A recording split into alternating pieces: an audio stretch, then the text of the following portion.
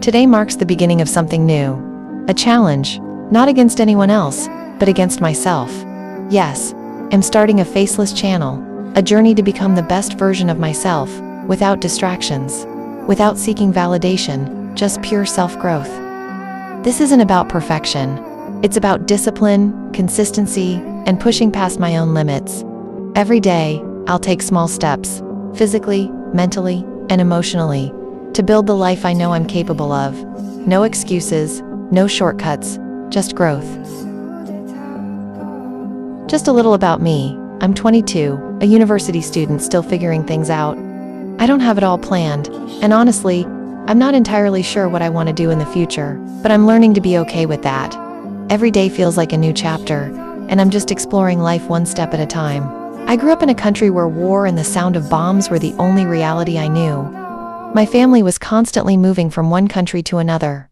And with every move came the challenge of learning a new language, adjusting to a new culture, and trying to make new friends. One of the things that made me feel the most isolated as a child was when my classmates would talk about movies or shows they all grew up watching. I never knew what they were referring to. I couldn't join the conversation, and that made me feel like I didn't belong.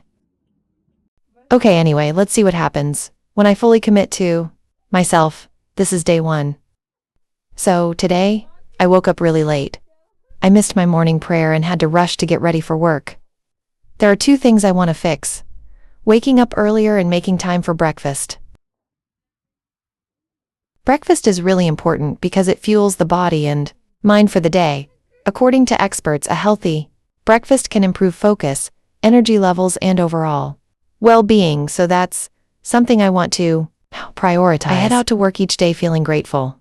I've always dreamed of working in a space where I can support other women in my community, and my current job allows me to do just that. I genuinely love and enjoy the work I do. But lately, I've been learning more about the importance of financial stability.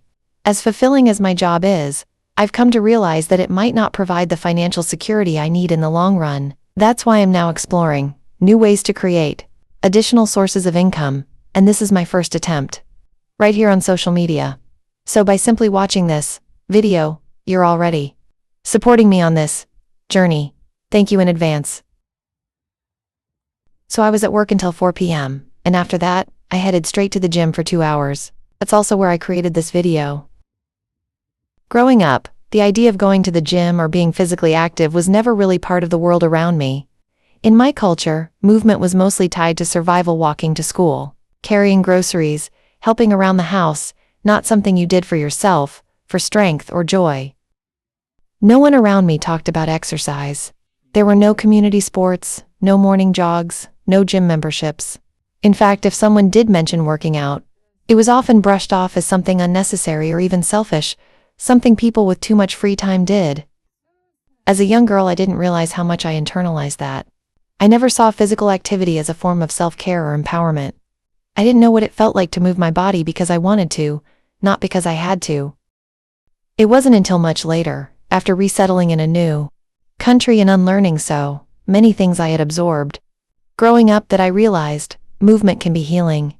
It can be a form of reclaiming your body, your time, your space. Now, every time I step into a gym or go for a walk, it feels like an act of rewriting that narrative, choosing strength, choosing myself. Okay, just enjoy this view for a moment. How beautiful, right?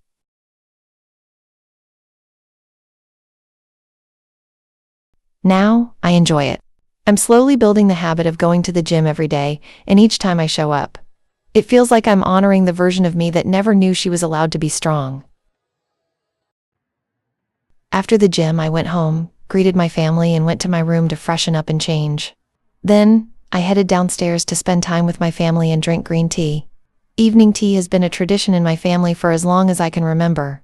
It helps me unwind and connect with my loved ones.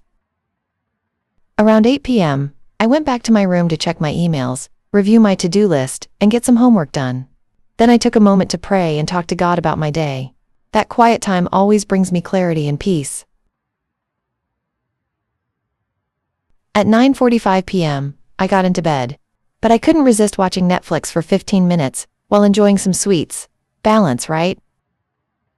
This was day 1 of my journey to becoming the best version of myself. Tomorrow, my focus is on 3 things: waking up earlier, eating breakfast, and making sure I don't miss my morning prayer. Okay, goodbye everyone. Thank you for watching my video. Let's check in again, soon. Once again, I thank you for watching my video. It's a journey. I will get better in editing soon, at least I hope so. Hee hee.